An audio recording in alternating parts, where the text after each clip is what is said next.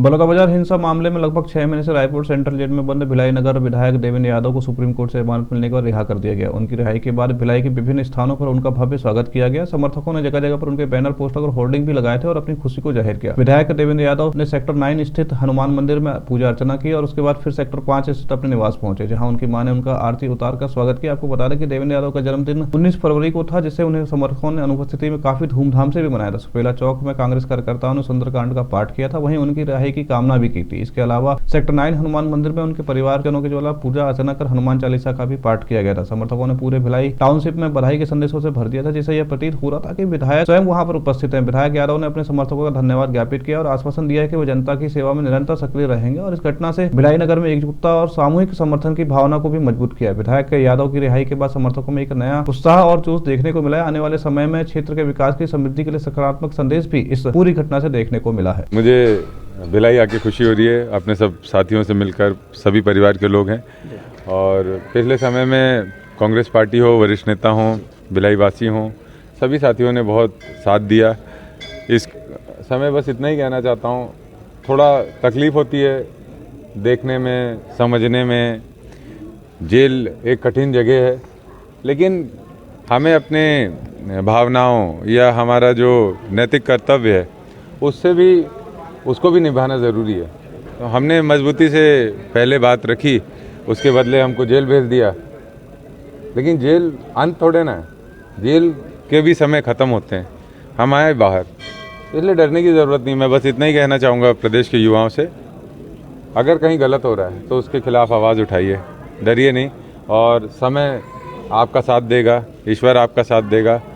कोई भी ताकत हो, तानाशाही का अंत होता है, हर समय एक नया सवेरा आता है, अंधेरा ही नहीं रहता। संविधान की जीत हुई, संविधान की जीत हुई और अभी तो ये केस भी को हम और लड़ेंगे और इस केस को क्वैश भी कराने के लिए हम कोर्ट में अपील करेंगे। और बहुत सारे निर्दोष हैं जिन्हों को 8 महीने की 9 महीने की सज़ा काटनी पड़ी बिना कुछ किए, जो बलौदाबाजार में गए भी नहीं थे। ऐसे भी बच्चे थे उस दिन और उन लोग जेल में थे। 13 महीना हो गया। कुछ ऐसे लोग भी थे जो 11 वहाँ पे साफ सफाई या किसी काम से थे, उन लोगों को भी जेल भेज दिया गया। तो ये सारी चीज़ें देखिए, ऐसा है कि पॉलिटिकल प्रोपेगेंडा करना और वातावरण बनाकर लोगों पे दबाव बनाना, ये राजनीति में चलता है। तो इसकी ज़्यादा चिंता हम इसलिए नहीं करते क्योंकि हमें पता है थोड़ा समय लगता है, लेकिन सच सामने आता है। जेल से बाहर आकर देवेंद्र और मजबूत हो गए हैं, क्या कहना चाहेंगे? देखिए, ऐसा है कि जीवन का ये एक ऐसा अध्याय है जिसने काफ़ी कुछ सिखाया और मैं चाहता हूँ कि इसको हम लोग विस्तृत रूप से चर्चा करके इस अनुभव को मैं आप लोगों से साझी। मंदिर में क्या मांगे भगवान से? हर साल जन्मदिन हो या किसी भी नए काज की शुरुआत, हनुमान जी महाराज का दर्शन करके हम आगे बढ़ते हैं। तो भिलाई आया, अपने परिवार के पास आया। आप सब परिवार हो मेरे, मैं आपको मीडिया कर्मी नहीं देखता। भिलाई वासी हो तो अधिकार एक दूसरे के ऊपर बनता है। तो प्रभु के दर्शन करने आया था। उभरते लीडर को दबाने की कोशिश की गई है, कहाँ कुछ होता है ये सबसे। और देखो, ऐसा है कि आप जिस काम में हो ना, आपको ये समझना पड़ेगा कि ऐसे षड्यंत्र आपके सामने लगातार आते रहेंगे। आप फिर जेल की कहानियाँ बहुत सारी है। जेल में तो मैं चाहता हूँ आप बैठे हैं तो मैं आपको बताऊँगा।